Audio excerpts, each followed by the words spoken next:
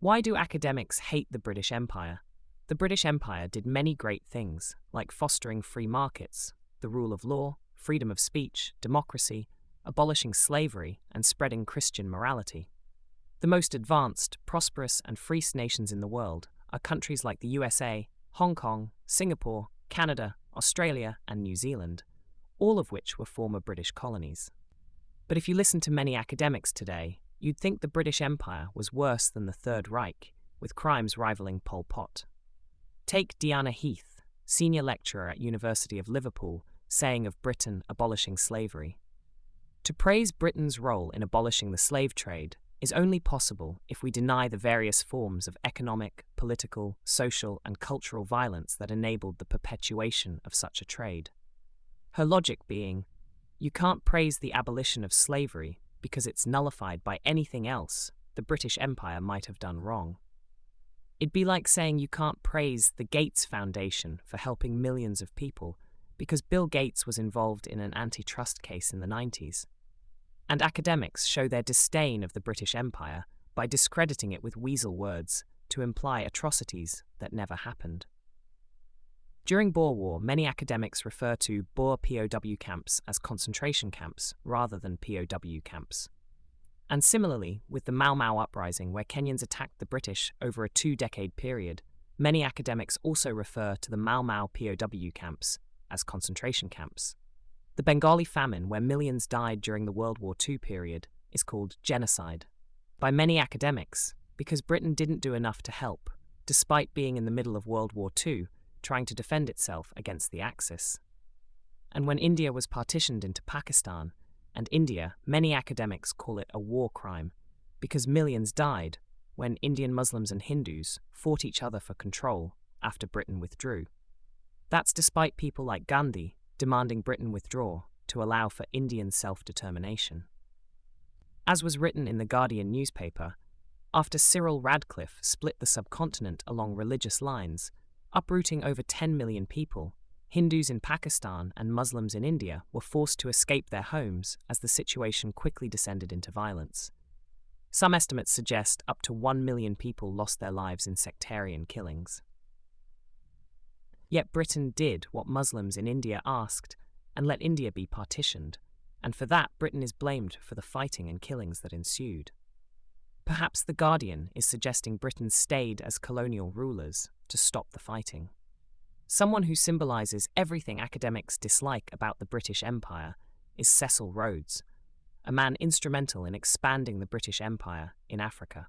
He made a fortune in mining, and with his philanthropy helped Oxford University become and remain the world's leading university. His philanthropy meant many statues were erected in his honor.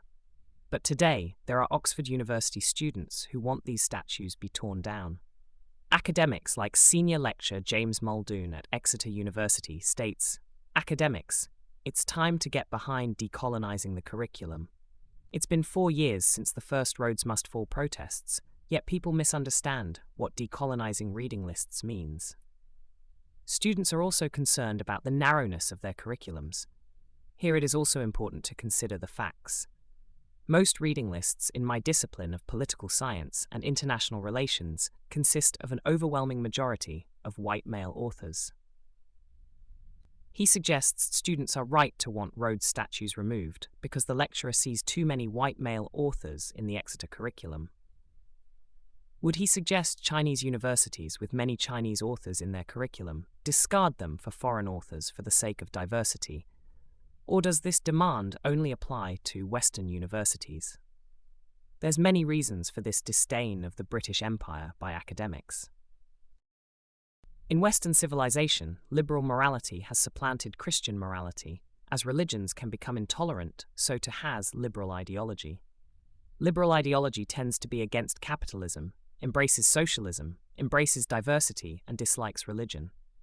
Because the British Empire is built upon Christian morality, democracy, rule of law, free markets, and with the British Empire controlled mainly by a non-minority country, i.e. Britain, liberal academics find the British Empire problematic.